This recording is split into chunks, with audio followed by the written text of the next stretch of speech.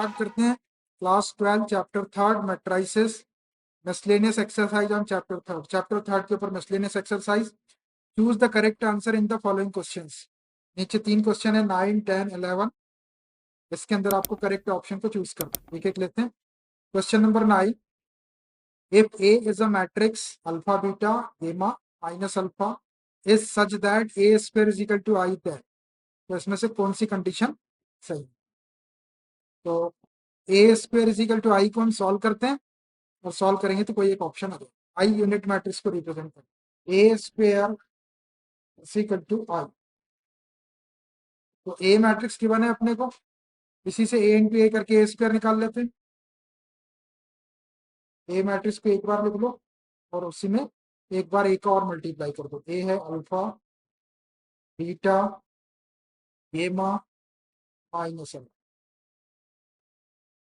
ये ए हो गया। ए स्क्वायर के लिए एक बार और इंटू कर लो ए का, अल्फा बीटा गेमा माइनस अल्फा। गेमा को आप गामा भी बोल सकते हो, ऐसी क्यों? अभी आई रहने दो। जिस ऑर्डर का इधर मैट्रिक्स मिलेगा मल्टीप्लाई करने के बाद में, उसी ऑर्डर का यूनिट मैट्रिक्स रखो।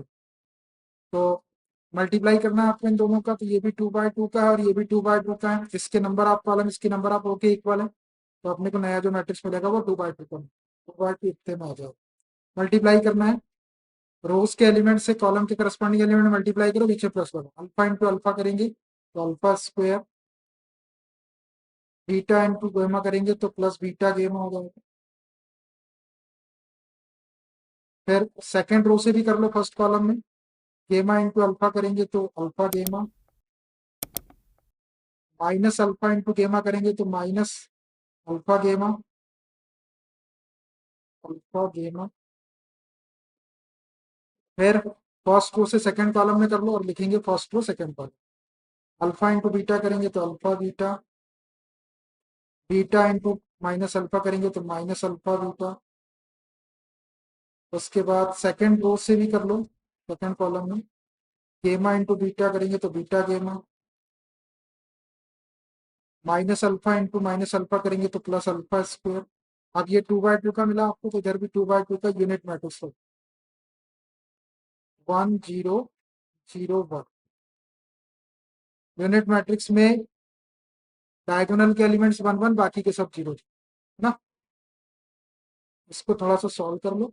ये negative alpha beta, positive alpha beta, negative alpha गेमा, पॉजिटिव अल्फा गेमा कैंसिल हो गए, जो बचा उसको लिख लो। तो बचा अल्फा स्क्वायर प्लस बीटा गेमा, यहाँ 0, यहाँ 0, और यहाँ पर अल्फा स्क्वायर प्लस बीटा गेमा लिख लो। गेमा को आप गामा भी बोल सकते। इस इक्वल टू 1 0 0 1। अब देखो, ये भी 2/2 का है, ये 2/2 का है, और ये भी 2/2 का है। बीच में इक्वल टू का साइन लगा हुआ है। बाय इक्वलिटी आप मैट्रिसेस से करस्पॉन्डिंग एलिमेंट को इक्वल रख देंगे, तो alpha square plus beta gamma is equal to 1, 0 is equal to 0, 0 is equal to 0, alpha square plus beta gamma is equal to, मतलब एक ही है, alpha square plus beta gamma is equal to 1। By equality of matrices, equality of matrices से तो हो जाएगा आपका alpha square plus beta gamma is equal to 1। देखो कोई ऑप्शन दिख रहा है क्या ऐसा?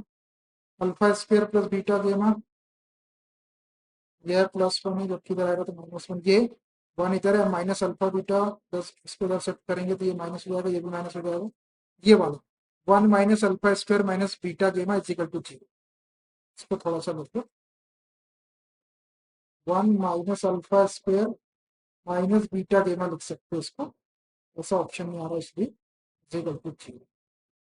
देखो 1 minus alpha square minus beta gamma is equal to 0। Which option is correct? Option C is correct, है ना। लिख सकते हो ऑप्शन सी इज करेक्ट। आपको इतना सब नहीं लिखना है ऑब्जेक्टिव टाइप क्वेश्चन, आप बहुत शॉर्ट में इसको सॉल्व कि मैंने आपको डिटेल में इसको सॉल्व करके बताया। समझ आ रही बात? आप बस डायरेक्ट सीधा मल्टीप्लाई करके डायरेक्ट फटाफट इसको रख के आप कैसे भी करो, इतना आपको नहीं करना है कि एम्प्लॉइज का साइन लगा रहे हैं और ये लिख रहे हैं और ऑप्शन सी इज करेक्ट लिख रहे हैं। आपको जितना शॉर्ट में करना उतना शॉर्ट में करो, मेरे को बताने के लिए ऐसा करना पड़ता। ठीक है, ऑप्शन देख लेते हैं। Miscellaneous exercise question number 9, option C is correct.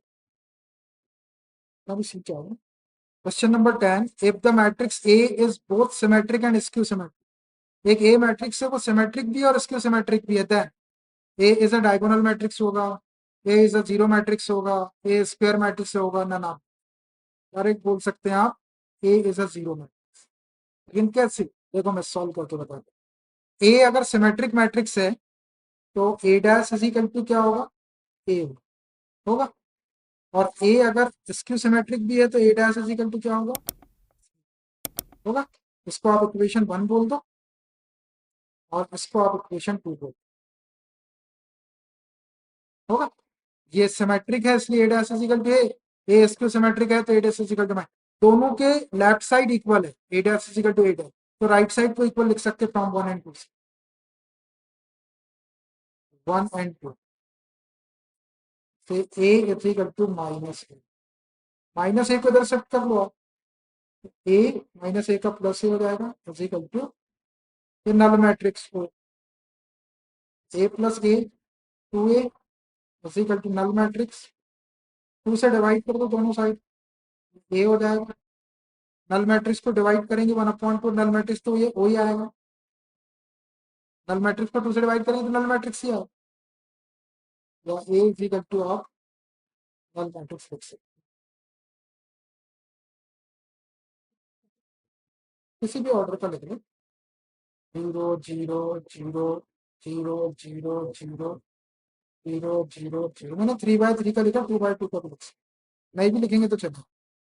ये नल मैट्रिक्स पे रिप्रेजेंट कर। एक तरीका तो ऐसा होगा, एक तरीका और बताता हूँ मैं। और देख क्या बोल रहा है कि ए जो है वो सिमेट्रिक और स्क्यू सिमेट्रिक, तो आपको ये पता है कि जो स्क्यू सिमेट्रिक मैट्रिक्स रहता है उसके डायगोनल के एलिमेंट 0 0 रहते हैं और सिमेट्रिक के डायगोनल के एलिमेंट कुछ भी ले सकते हैं 1 2 3 4 5। लेकिन 1 2 3 4 ऐसा लेंगे अपन तो वो 0 0 नहीं होंगे, लेकिन 0 0 को कोई भी एलिमेंट भी बोल सकते हैं। तो जो सिमेट्रिक और स्क्यू सिमेट्रिक मैट्रिक होगा उसका डायगोनल के एलिमेंट तो 0 0 है, तभी तो दोनों होंगे। देखो ये स्क्यू सिमेट्रिक भी हो गया, स्क्यू सिमेट्रिक के लिए भी हो गया और सिमेट्रिक के लिए भी होगा। अब सिमेट्रिक के लिए ऊपर कोई भी एलिमेंट लिख सकते हैं, नीचे वही कोई एलिमेंट लिखना है आपको डायगोनल के लिए। और स्क्यू सिमेट्रिक के लिए ऊपर जो एलिमेंट लिखेंगे उसी वही वाले एलिमेंट माइनस साइन लगा के लिखना है। तो अब अगर अपन सिमेट्रिक की बात करें तो यहाँ पे अगर अपन कोई भी एलिमेंट लिखें तो वही एलिमेंट नीचे आना चाहिए, लेकिन स्क्यू सिमेट्रिक में उसका साइन चेंज करना पड़ता है ना। यहाँ पे जो 1 रहेगा तो यहाँ -1 आना चाहिए, लेकिन फिर -1 यहाँ आ जाएगा तो फिर वो सिमेट्रिक नहीं रहेगा। इसलिए यहाँ पे ऊपर अगर अपन 0 लिख दे और नीचे 0 का साइन चेंज करेंगे तो भी 0 ही आएगा, मतलब वही का वही एलिमेंट भी आएगा और साइन चेंज करेंगे तब भी वही आएगा। तो ऊपर के एलिमेंट भी आपके 0 0 ही और नीचे की भी आपके 0 0। ऊपर के भी पूरे 0 0 होंगे और नीचे के भी 0 0। अब ये कैसा मैट्रिक्स है? ये नल मैट्रिक्स हो गया, ये जीरो मैट्रिक्स। तो एक ए अगर सिमेट्रिक और स्क्यू सिमेट्रिक दोनों मैट्रिक्स है तो ए क्या होगा? जीरो मैट्रिक्स होगा। ऑप्शन डी करें, ऑप्शन डी एस करें। तो आप डायरेक्ट भी लिख सकते हैं ऐसा, ये एग्जांपल चेक कर लो आप। ये सिमेट्रिक भी है और स्क्यू सिमेट्रिक भी है। सिमेट्रिक के लिए कोई भी एलिमेंट लिख सकते हैं, डायगोनल लिख दिए कोई भी एलिमेंट। डायगोनल के ऊपर भी कोई भी एलिमेंट लिख सकते हैं, लिख दिए कोई भी एलिमेंट। डायगोनल की जो वही के वही एलिमेंट लिखना है, ये लिखे हुए सिमेट्रिक हो गया। स्क्यू सिमेट्रिक के लिए डायगोनल के एलिमेंट 0 0 होना चाहिए, 0 0 है। डायगोनल के ऊपर कोई भी एलिमेंट लिख सकते हैं, हमने 0 0 लिखे। डायगोनल के नीचे उसी के साइन चेंज करके जीरो का साइन चेंज करेंगे तो जीरो ही रहेगा, जीरो का साइन चेंज करेंगे तो जीरो ही रहेगा, जीरो का साइन चेंज करेंगे तो जीरो। तो इकलौता दुनिया के अंदर एक ऐसा मैट्रिक्स नल मैट्रिक्स है या जीरो मैट्रिक्स है जो सिमेट्रिक भी है और स्क्यू सिमेट्रिक और स्क्यू सिमेट्रिक मैट्रिक्स का एग्जांपल आपको लिखना है तो नल मैट्रिक्स को तो किसी भी ऑर्डर का लिख सकते हैं। मैंने 3/3 का लिखा है, आप 2/2। समझ में आया? बहुत बेहतरीन क्वेश्चन है, आप 1 सेकंड के अंदर ही टिक लगा सकते हैं। तो मैंने ये तरीके से भी बता दिया, ए सिमेट्रिक रहेगा तो A dash is equal to A skew symmetric रहेगा तो A dash is equal to -a। दोनों के लेफ्ट साइड इक्वल है, मैंने राइट साइड को इक्वल रख के सॉल्व करा तो नल। नल मैट्रिक्स को अपन जीरो में, ठीक। लेकिन याद रखें नल मैट्रिक्स को ओ लिखना है, जीरो। फिर जब आप मैट्रिक्स में लिखेंगे तो एलिमेंट जीरो, ठीक। 10 का ऑप्शन बी इज करेक्ट। मेरा 10 का बी ऑप्शन करेक्ट। एक लास्ट क्वेश्चन आपका चैप्टर, देखिए question number 11, last question of the chapter and miscellaneous exercise also. If A is a square matrix such that A square is equal to A square A के equal किया हो, then I plus A का cube whole cube minus 7A is equal to, इसकी value किसके equal होगी? तो हम इसको सॉल्व करते हैं, इसमें जहां जहां A स्क्वायर आएगा उसके प्लस पे A रखते हैं, तो I plus A whole cube minus 7A, इसी की वैल्यू निकालते हैं, इज इक्वल, देखो इसको A plus B whole cube की आइडेंटिटी से खोल देते हैं, तो A cube plus B cube plus 3AB 3AB plus into A plus B, I plus, ये identity A cube plus B cube plus 3AB into A plus minus 7 है, ये minus 7 है, विच इज इक्वल टू ये आई cube, unit matrix का 3 बार multiply आई, आई into आई, तो 2 आई का into करेंगे तो आई हो जाएगा, फिर उस आई में आई का इंटू करेंगे तो आई क्यूब को आई लिख सकते हो, प्लस ये ए क्यूब को ए स्क्वायर इंटू ए लिख लो, प्लस ये 3A इंटू आई को 3A लिख सकते हैं, आई का इंटू 3A में करेंगे तो 3A हो जाएगा, इंटू आई प्लस ए लिख लो, माइनस 7A तो ऐसे ही रहने दो, is equal to I plus ये ए स्क्वायर को आप ए लिख सकते हैं, तो ये ए हो गया, और ये वाले ए का इंटू करेंगे तो ए स्क्वायर हो गया, प्लस ये 3A का ब्रैकेट में इंटू कर दो, 3A का इंटू आई में करेंगे तो 3A ही होगा, यूनिट मैट्रिक्स में इंटू करेंगे तो 3A, और 3A का ए में करेंगे तो plus 3A square minus 7A, ये आई प्लस, देखो ये A square plus 3A square 4A square हो गया, ये 3A minus 7A minus 4A हो जाएगा,